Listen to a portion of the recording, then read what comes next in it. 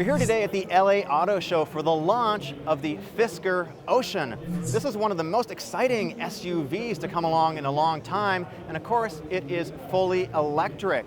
And the stats and the specs on this thing are really, really impressive. These seem to be class-leading numbers, so let me just get right into what this thing is all about. Obviously, you're going to be able to get it in an all-wheel drive version and also a single motor version, so one motor or two motors. And it's going to start at $37,500. So for the entry-level one, it's called the Sport. It's going to be 250 miles of range and 275 horsepower, 0 to 60, 6.9 seconds. Now, this is before any kind of tax credit. So if the EV tax credit of $7,500 is still available when this is available to you at launch, which is going to be, available to consumers about a year from now in fall of 2022. If that tax credit still applies, it's going to be around $30,000. But here's where it gets really exciting.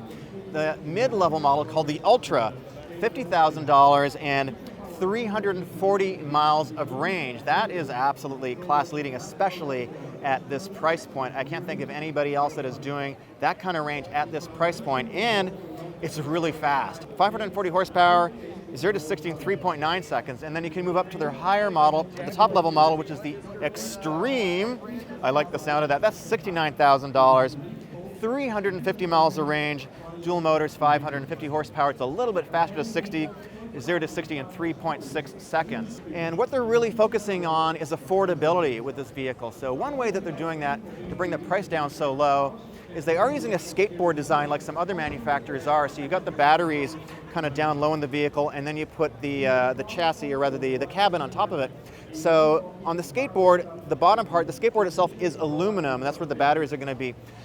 But the upper part of the vehicle, the cabin, that is going to be made of steel. So the cabin and all the panels are going to be traditional steel, and that's going to do two things. It's going to bring the cost down for manufacturing, and also the cost of repair is going to be a lot lower as well. So I'm here with the CEO of Fisker, Henrik Fisker, and congratulations on the launch of the Ocean. This thing looks amazing in my opinion. I think it's great. Thank you. So you're getting 340, 350 miles of range. That is class leading. How are you doing that? Well, you know, we first of all have a unique battery volume in terms of configuration. It's not the typical just square. It looks a little different. We don't really want to give away what that means. Secondly, we were able to choose, of course, the latest, newest cell technology from CATL, which, you know, they're delivering the cells for. And then, of course, we also have developed together with CATL a very energy-dense battery pack that gives us, I think, more power in this segment than anybody else. So it's a combination of things. And then finally, we have a powertrain that is super efficient with silicon carbide inverters. So that also helps, obviously, to give extra range. And you have to take into consideration this is an SUV.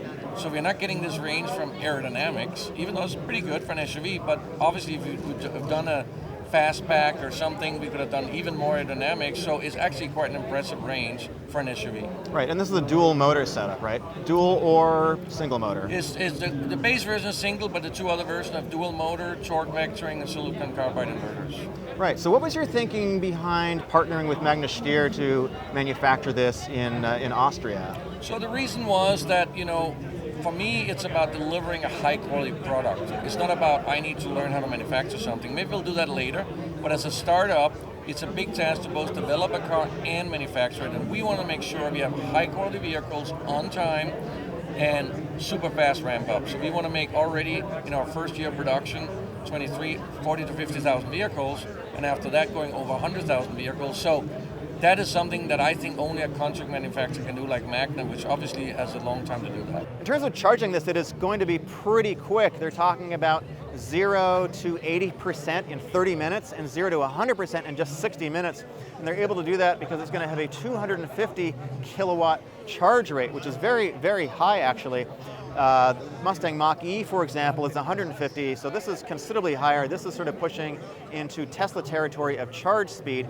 Now, of course, that's going to be dependent on finding a charger that can support that, but already there are a number of chargers that do support charge rates up to 350 kilowatts, which, for example, like the Porsche Taycan uses that super high charge rate. So pretty interesting, pretty impressive, actually, especially for the price point that they're bringing this vehicle in at. And I gotta say, I think it looks really good. This is a sharp sharp looking vehicle. And if you want to go to the beach with this surfboard, this is definitely the EV to do it in, as this guy is demonstrating for us right here. California mode. Oh yeah, California mode. Is that one of the drive modes? So that rolls down all the windows in the vehicle besides the front, of course. Yeah. So you could put things that are too long for the car in the back still, resting on the hatch. Cool, so you get to put your surfboard back there. Exactly. Oh, awesome. In terms of sort of long-term cost of ownership, they want to keep it pretty low too, so they have developed a number of partners around the US, and I guess wherever this is going to be sold, are dealer service centers. So they're actually not really dealer service centers, but these are going to be partner service centers.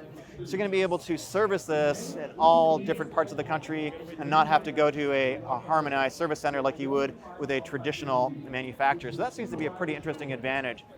They're also talking about sustainability and using a lot of recycled materials. So one way they're doing that is you're going to be able to lease this vehicle starting at $379 per month, all in, all inclusive, and you're going to be able to get out of that lease anytime that you want, is what they're saying. So you can lease the vehicle for 3 months. If you don't like it, you turn it back in. Fisker is going to take that vehicle, they're going to clean it up, they're going to get it ready to release, and they're going to put it back in the fleet, and you're going to be able to, or rather Fisker is going to be able to take that vehicle for up to 12 years, and then at the end of the 12 years, they're going to recycle everything. So they seem to be having a big commitment to sustainability and recycling, including the battery.